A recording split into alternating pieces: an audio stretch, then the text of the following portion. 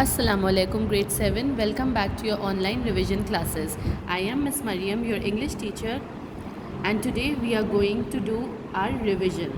सबसे पहले मैं आपको रिकॉल कराना चाहूँगी कि हमारा फर्स्ट चेक पॉइंट सिलेबस जो हमने कंप्लीट कर लिया है इंग्लिश लिटरेचर का सिलेबस है यूनिट 1 से first chapter macaw. Again from unit 1 we have another chapter elephants flight from the poachers. Second we have from unit 2 the battle of Panipat and from unit 3 the great fire of London. ये 4 chapters हमारे literature के syllabus में.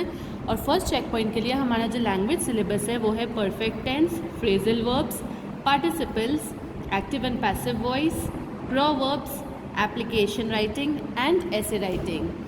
इनमें से कई topics हमने class में physical classroom में करे थे फेस टू फेस क्लासेस में, और कई टॉपिक्स हमने अपने ऑनलाइन क्लासेस में कंप्लीट कर रहे. जब आई होप आपने इसका कॉपी वर्क कंप्लीट कर लिया हो. जब आपका कॉपी वर्क 4 चैप्टर्स का लिटरेचर में कंप्लीट हो जाए तो उसके अंदर आपने ये लिखना है first check point has been completed. On a new page write this first check point has been completed.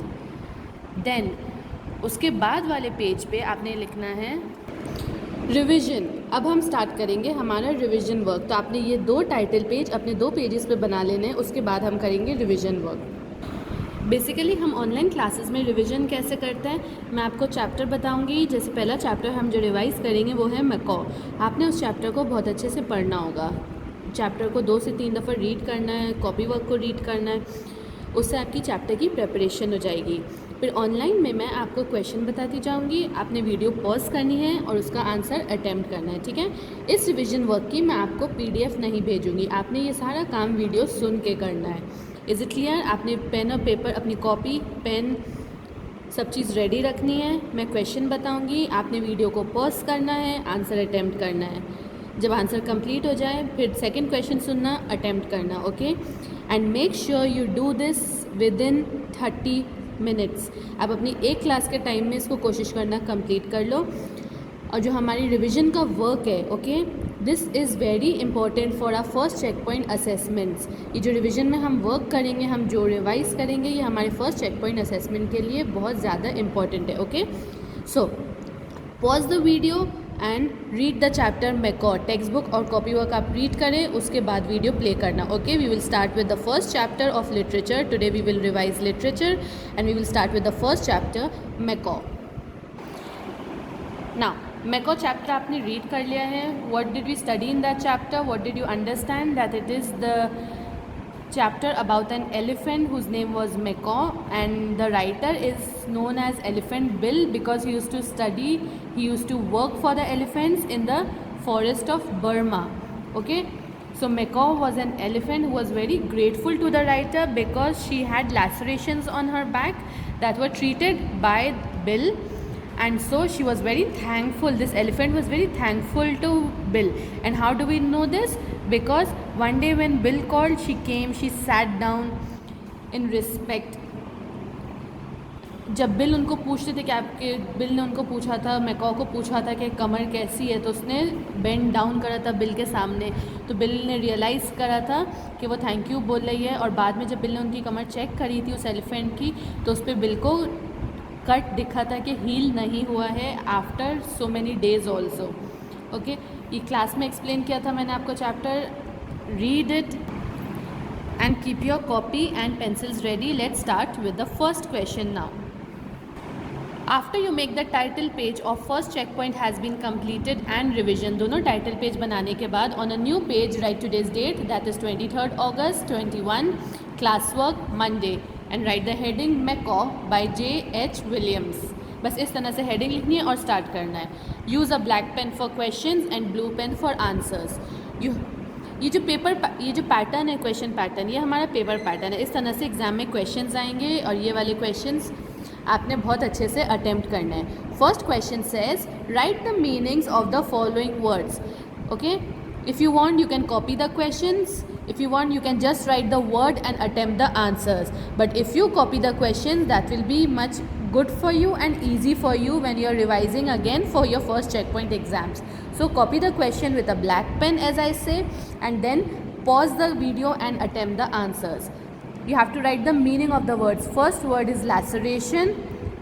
Second word फस, थर्ड वर्ड टेंडरनेस, लैसरेशन, फस, टेंडरनेस। अब आप वीडियो पॉज करके आंसर्स अटेम्प्ट करें। Now attempt any one RTC, 2 आरटीसीज दिए हुए हैं, इसमें से आपने एक आरटीसी को अटेम्प्ट करना है। Okay, attempt any one RTC. पहला आरटीसी क्या है? House Macaw's back, house Macaw's back. Who said this and to whom? Where is the line taken from? What happened to Macaw's back? ये वाली जो line है कि हाउस मकॉज बैक, मैकॉ की कमर कैसी है, ये किसने किसको कही थी, कहाँ से ली गई है ये लाइन, और मैकॉ की कमर पे क्या हुआ था। You have to attempt. Second RTC says she came to say thank you, she came to say thank you. Who said this and to whom? Where is the line taken from and why did she say thank you? Line क्या कह रही है कि वो thank you कहने आई थी, तो ये किसने किसको कहा है, लाइन कहाँ से ली गई है, और कौन क्यों थैंक यू कहने आई थी, वो कौन थी, किसने थैंक यू कहा था? एलिफेंट ने। तो क्यों कहा था? Read the chapter, then attempt, pause the video, attempt the answers. Okay, now let's come to short answers. Write short answers. आपने इन 2 सवालों के शॉर्ट आंसर लिखने हैं। पहला सवाल कॉपी डाउन करो ब्लैक पेन से, then write the answer, then again take the second question, write the answer. How did Macaw react when Bill called her out? जब बिल ने मकॉ को आवाज़ दी थी तो मकॉ ने किस तरह रिएक्ट करा था? Second question, what relationship did the writer share with Macaw? Macaw और राइटर के बीच में कैसी एक दोस्ती की रिलेशनशिप थी? You have to write about that. Okay, now write a long answer, you have to write a long answer. Question says where and how was Macaw wounded? जब आप चैप्टर रीड करेंगे ये आंसर आपके लिए आसान हो जाएगा। Where and how was Macaw wounded? Macaw को कैसे कमर पे चोट लगी थी? आपने लिखना होगा सबसे पहले कि कमर पे चोट लगी थी, कैसी चोट थी और कैसे लगी थी उसको, ये लिखना है। And did her wounds heal properly? उसके जो ज़ख़म थे वो सही से हील हो गए थे? नहीं, कितने दिन बाद भी ज़ख़म ताज़े थे, वो हील नहीं हुए थे। Okay, you have to write this. I hope you understand, you have done your work. आपने बहुत अच्छे से बिना देखे, I hope you have done your work without looking at the text. You have completed your answers after understanding. Okay, tomorrow we'll do a revision of English language. Prepare phrasal verbs. Okay, prepare phrasal verbs for tomorrow. After you complete this, जब आप copy submit करवाएंगे तो फिर मैं आपको check करके इन questions पे marks दूंगी। Okay, till then take care, stay safe, अल्लाह हाफिज़।